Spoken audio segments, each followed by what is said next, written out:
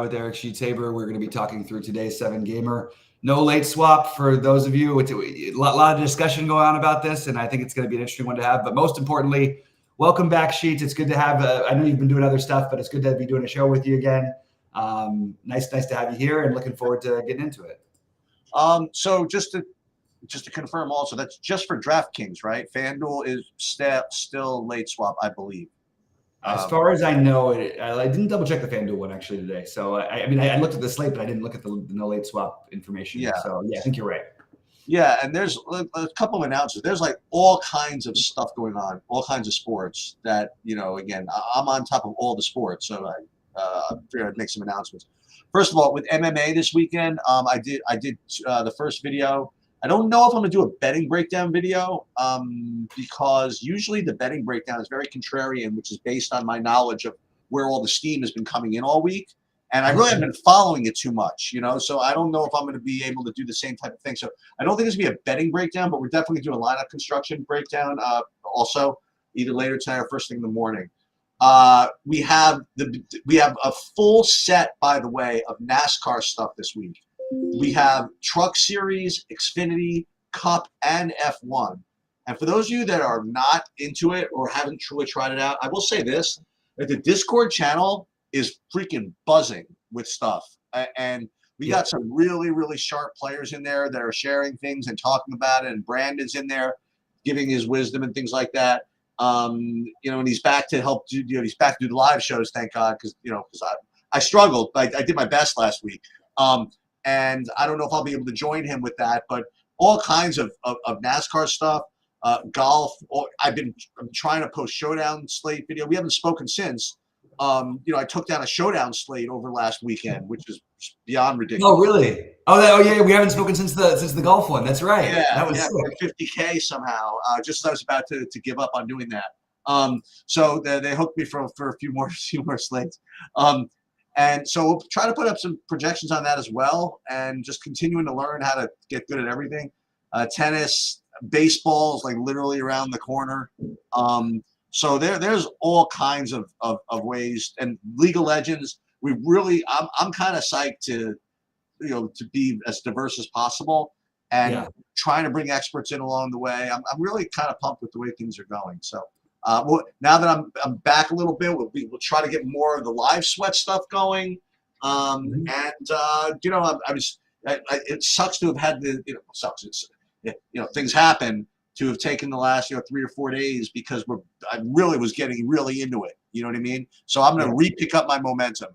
And we'll see it. We'll see how it goes. Love it, man. Yeah, I'm pumped up. I'm happy to have you back selfishly because I am struggling with NBA. I've even made some really nice calls, but I cannot seem to get the right pieces, and I'm ready to take a shot at this no late swap. Well, it's very nice because I think they made this a 1-game slate, if I'm not mistaken, right? And we'll get to it. Seems like it.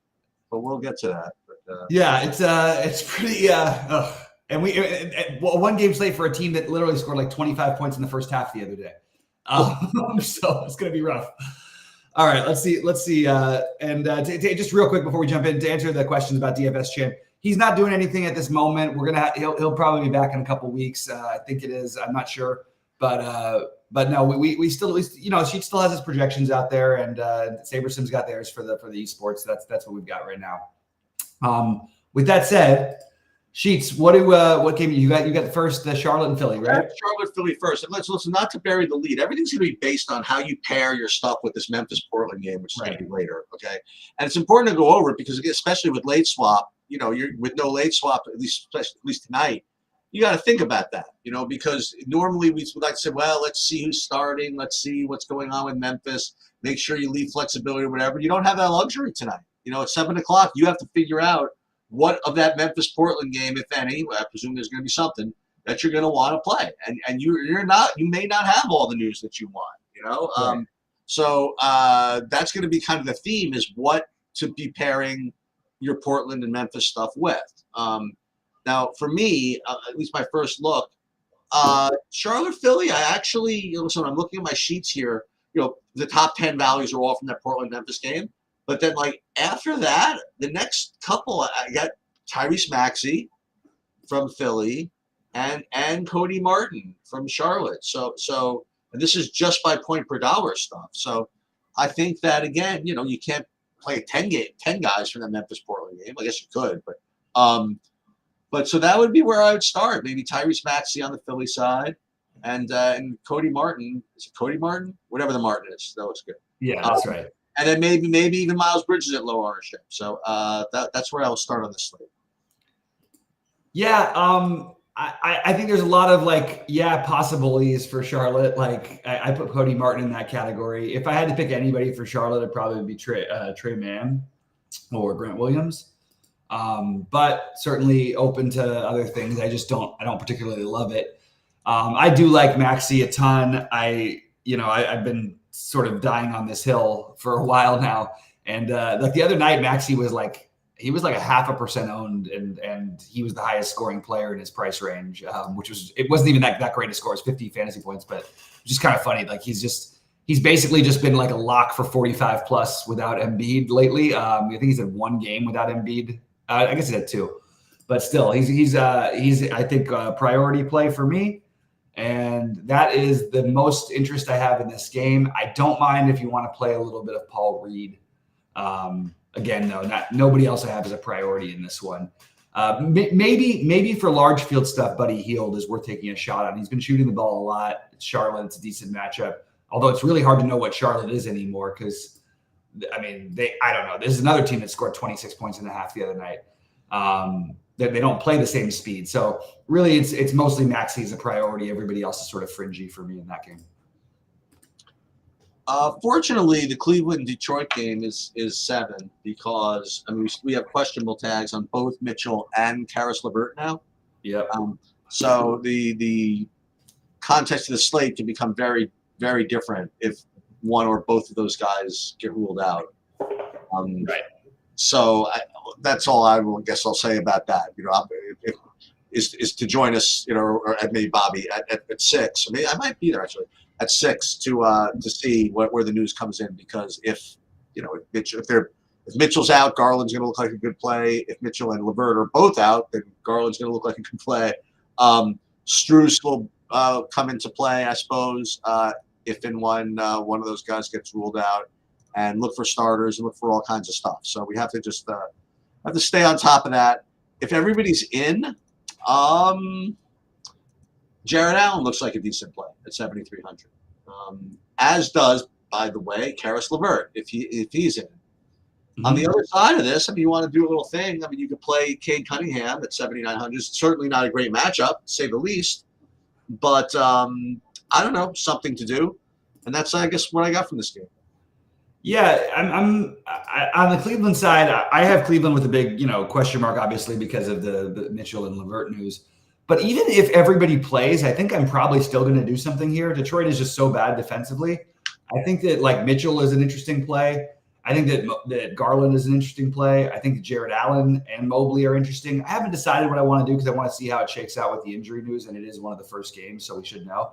I think Strus is worth taking shots on. So I really have interest in the top 6 for Cleveland. I just don't know which order I'm going to rank them in. If I had to do it right now, I probably would say Mitchell and Allen. But I think it's a really good spot to actually spend a little and take some shots and hope that Detroit could keep it close enough. I like the Cunningham thing. The thing is their season's over and they go back and forth with seeming like whether or not they're willing to give him the minutes. We sort of had this idea from what they said that he would be playing 30 minutes the rest of the season, but he's played 36 in the last 2 games. If you told me right now that he's going to play as many minutes as I will go out on a limb and say that I don't care the matchup. I think he's being underprojected. And my feeling. I don't think he's a superstar or anything yet. It's not like this is Luka, but I like playing stars in tough matchups. They tend to have to do more. They tend to try to do more. And when we saw Luka put up, 700 against these guys the other night, I think I could talk myself into Cade Cunningham, like you mentioned. I like that play quite a bit, actually. And if you're not playing Cunningham, I want to be ahead of Asar Thompson every day. So if I multi-enter tonight, I think Asar Thompson is going to be a guy I use quite a bit in that form. So I like Thompson and Cunningham. Don't mind if you use them together, but prefer to do it separately. And that's pretty much what I got here. Jalen Duran crossed my mind, but I don't think I'm going to do it. Pull the trigger. Dallas-Boston could be an interesting game, I guess. I would like to be cutesy and play Kyrie Irving. You know, A little Kyrie revenge. going back to Boston, I definitely would like that, but Boston's tough. You know, and Luka's tough. You know, it's tough. It's tough to get. It really is tough to get ceiling games with Luka on the floor. It just is. I know he's done it. I know Kyrie can do it. It's just hard. And when you put that, matchup against Boston in there also, it's just difficult. I don't know if I'm going to do it.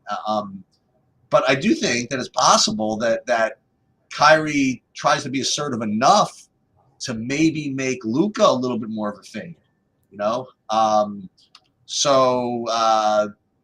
I'm probably going to be inclined to pass on both those guys, but we'll see. On the Boston side, I guess they're all sort of in play. I don't know which one, but Tatum is obviously the probably best overall just projection, but all these guys are reasonable. I mean, Jaylen Brown 7,600, Drew Holiday. I mean, I don't know what happened to his price, but he's like free almost at 5,500. So yeah, I mean, I guess I'd like to play someone from Boston here. I don't know. What do you like here? Yeah, I just want to point out that, okay, so Luka's, I don't care whether Kyrie's playing or not. I feel like the projections are just wrong with him.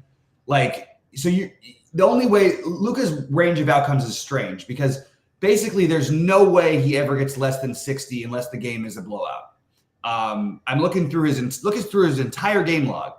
No game within 15 points did he ever not score 65 or actually close to 70 basically for the last month and a half. Actually pretty much the whole season. If the games are close, you got a couple weird ones early in the year where he shot 9 of 25 from the floor or whatever. It just is the surest thing. I think that he's right now, I think he actually is the MVP of the league. Dallas has been really good. I'm not going to pretend Boston's just going to run away with this. So I do like Luka as a play that I think might be lower owned tonight. You weren't there the other night when we got him at 3% ownership, 4% ownership. He put up 84 fantasy points. But basically, any time that he doesn't get there, people say, "Oh, he still played 34 minutes." It's very different when you're playing up 18-20 and just giving the ball to other people. When you need him and the games are ever close, it's just all Luka centric all the time, and a little bit to Kyrie as well. So I have a little bit of interest in Kyrie, a lot of interest in Luka. I might flip that by later today because I've been trying to catch these Kyrie revenge games and hasn't worked out for me quite yet. I played Kyrie a little bit more the other night against Cleveland when Luka put up the 84 also, and he was okay. It just wasn't enough. On the Boston side, this is a really good matchup, and I feel like Tatum wants to be in this MVP conversation. I don't believe he belongs in it.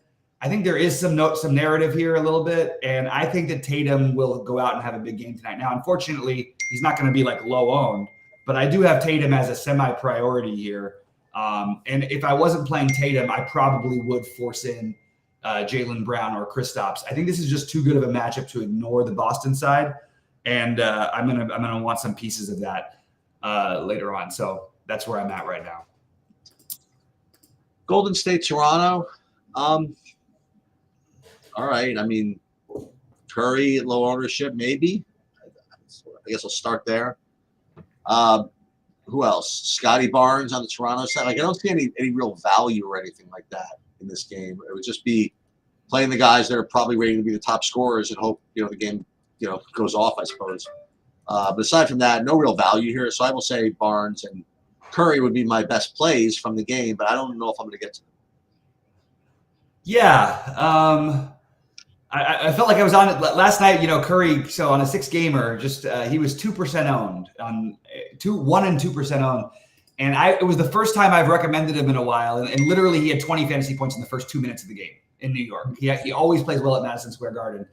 And then it just sort of turned into a meh game. But it was feeling for a minute. I was getting a lot of people too early on after the first few minutes saying, "Oh, you nailed it with that Curry call."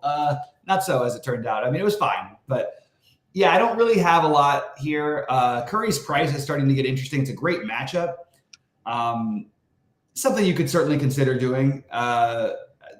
Again, Klay Thompson, I think I do think there's pieces here. This is a good matchup. Klay Thompson his projections, someone's going to have to explain them to me because they just always seem a little bit weird.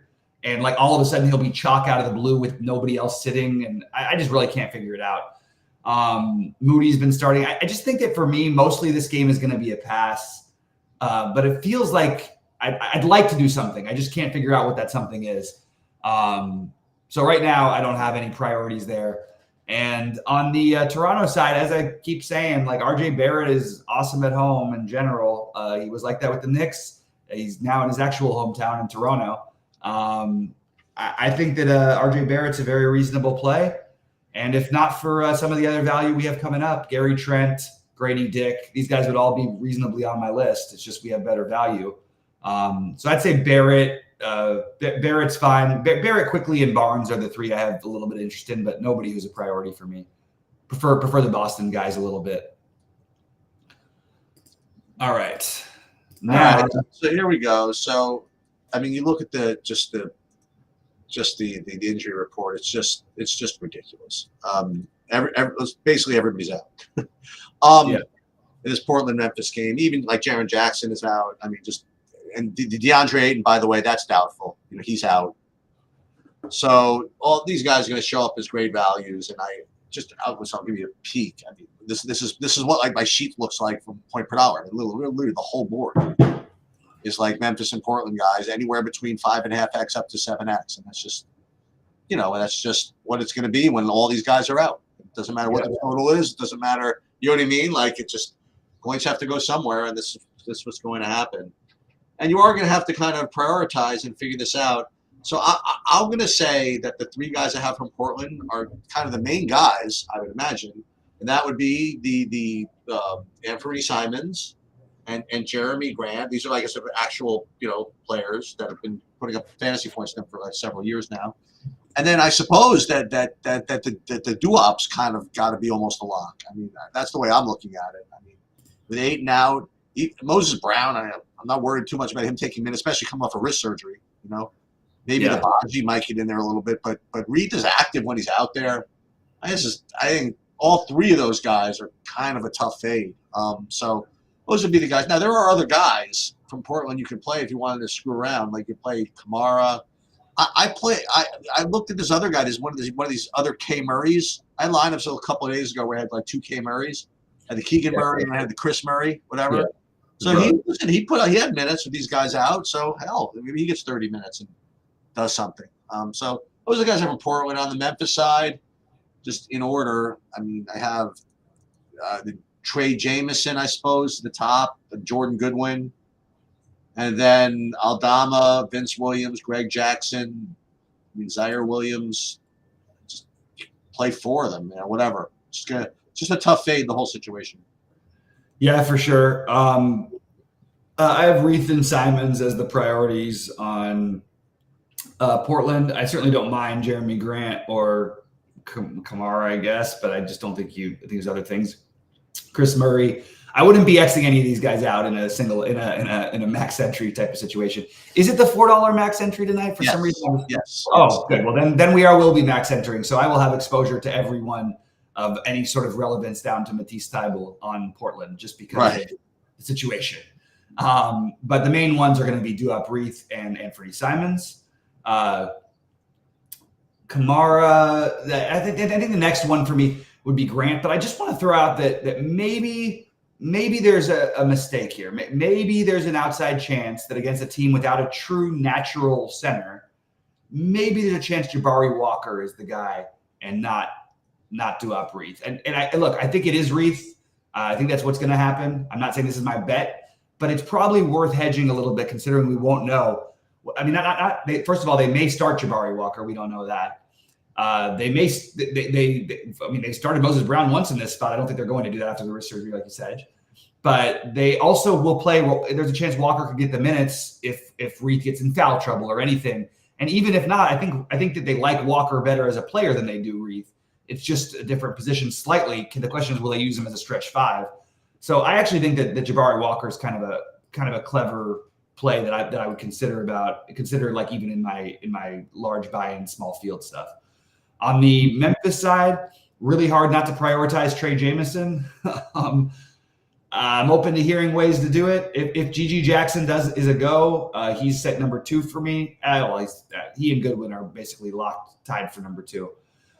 I hate this ownership on Aldama because I understand we have even more guys out, but like I was getting this guy at no ownership, and it's really weird with their rotations because the other night he played 36 minutes in that game against Minnesota, and I was on him that night. He didn't have like a monster game or anything. He put up 26 fantasy points, but I guess what I'm saying is that the Aldama, Zaire, Vince Williams, Laravia, Lamar Stevens, all of those guys I think are fairly similar. So maybe playing the lower owned ones, like Lamar Stevens has played really well for them.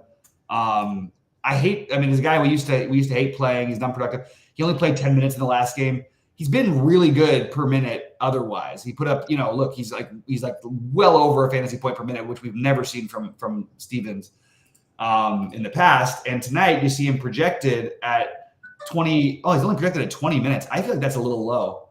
But yeah, Goodwin, Jackson, the priorities. Definitely probably going to use a third piece. I guess Zaire, if you want to save, or Vince, if you want to, a shot at real upside. But right now I'm just prioritizing Jameson, Goodwin, and Jackson, assuming that he plays. If Jackson doesn't play, I hope we get that before lock because that's going to piss a lot of people off. That's a really big piece. All right. So I have an interesting observation. So as we get to like the later games, we'll talk about Domantas Sabonis at 10-2. I just noticed that Reith and Jamison are both center only eligible. So if you do want to play both Reith and Jamison, that's fine. But I remember we talked about this in a different type of slate like a few weeks ago when we're thinking about playing Anthony Davis, in a certain spot, but with the 2 center spots are going to be taken up by value. If you wanted to play if you like Sabonis, like for example, you might get him at not the highest ownership in the world because I think people are going to it just seems that you want to plug both those guys in, but you can't get high ownership on all 3 of them. You know what I mean? They're not all going to be flooded between those 2 and Sabonis. So I don't know. I'm just trying to think of construction in some way, but I think people are going to play like 8 guys in this game and then just like shuffle in the studs. If you could just get anything different from these guys, like you said, like one of those. How about Jabari Walker? That's why I proposed the Jabari Walker instead of Reith, because then you open up your other center spot too, and you could then literally play. You got to think, Sheets, how many lineups are going to be double center with these guys? Like it's going to be, I think it's going to be a majority of the field. A lot. It's going to be a lot. So maybe you can play like a Jared Allen or a Paul Reed with one of these guys, and then use Jabari, or with Jameson, and then use Jabari Walker instead of Reith. And look, I'm not saying that Reith is a good play. We're trying to find ways to get different, which is what the purpose of this part of the conversation is. But yeah, I think that's an interesting way to go. All right, Indianapolis against New Orleans. So all right, I'm getting a good projection here out of Zion, right? So he's 8,100. He does not fit into any of the builds that we were kind of alluding to here. So I'm seeing him only 17% ownership. So maybe instead of playing a stud with these guys, with all these guys we talked about, maybe like you said, play a couple of mid-rangers, including Zion. So he makes sense. Indianapolis, I don't know why I'm not seeing him as a top play, but is Tyrese Halliburton out or something? Like, why do I not have a good No, his productiveness. It's been like the Mathurin's that stuff going on. I'm with you. I actually have Halliburton circled as he has not been productive lately, but it doesn't scare me one bit. Yeah, so and if you do that, what can't you do? So Jordan Goodwin's point guard only. Anthony Simons, you could play him in shooting guard. He's going to be very low owned as Halliburton. That's for sure. Mm-hmm. That's maybe for good reason. I don't know. But I do like Zion. That seems solid enough. And you're saying these other guys from Indiana are better, if at all? I mean, I don't Well, Matherin's been good lately, and Siakam, since he got there, we haven't seen the same ceilings out of Halliburton. Okay. But I think but he was also, I mean, he's mostly been on a minutes limit until recently, so it's hard to judge. But yeah, I mean, obviously whenever Indiana plays, you want to get pieces of both sides usually. I think the most natural ones are Siakam and Zion. I think Ingram would be the next one. And I think McCollum would be an interesting tournament piece to take a shot on. I don't think you were here for that night where McCollum getting in. That was really frustrating. I had the unknown Jimmy Butler, and McCollum's injury kind of cost me certainly a top 3 finish in the big buy-in. But instead I got a no cash, which was really, really tilting. Because he got hurt right away. Anyway, but yeah, so I think Siakam makes the most sense from Indiana along with Halliburton, and then I think that Zion and Ingram, but nobody who quite makes the priority list. I might reconsider that with the Ingram Zion a little bit later today. They look really good from a projection standpoint, and they kind of fit in, with the other pieces that you use from Portland and Memphis, but. Man, it's like you said, it's a 1-game slate, so it's really just about finding these little differentiators. Maybe the better move rather than playing these guys is play these, play the Halliburton, or instead of playing the Williamson and Ingram, maybe play the Halliburton. Just we're getting such low ownership on a couple guys. I would like to take a couple shots rather than just playing into all the chalk, which seems like it's going to build itself very easily today. All right, so I have you got one. I have an observation. Of Minnesota, Sacramento. So my observation is about Anthony Edwards. Okay. So on February 27th, he was having a really, really good game, first half against San Antonio. Okay. And with a little bit to go in the first half, he fell down and they took him off and he went into the locker room and people were saying he was out for the season. Okay. Okay. He comes, not only did he come back in for the third quarter, which nobody does. You know what I mean? Like whenever you get that Q tag on somebody that shows up in the DraftKings app in the second quarter, the guy's out, right? Not only does he come back and puts up 57 fantasy points, whatever, they actually have the audacity to play him 40 minutes in a back-to-back, the next day. Okay, this guy plays. Okay, so I'm not interested in this questionable tag, literally at all. So I'm not worried about that. So if you're gonna play, if you want to play Edwards, you can play him. Now, again, it doesn't mean you have to play him, but I'm just saying that I wouldn't worry about the question. But that said, maybe he's a good play. I don't know. I have Cat as good at 8,200. I have Sabonis good, as I mentioned earlier, but again, he takes up a center spot, which is certainly not ideal. And so Edwards and Sabonis and Cat, those would be my plays for this.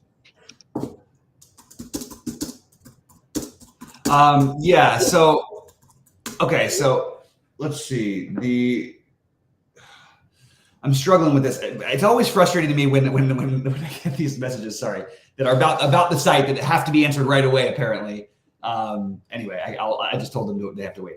De'Aaron Fox is questionable, and that's the biggest piece of information from this game.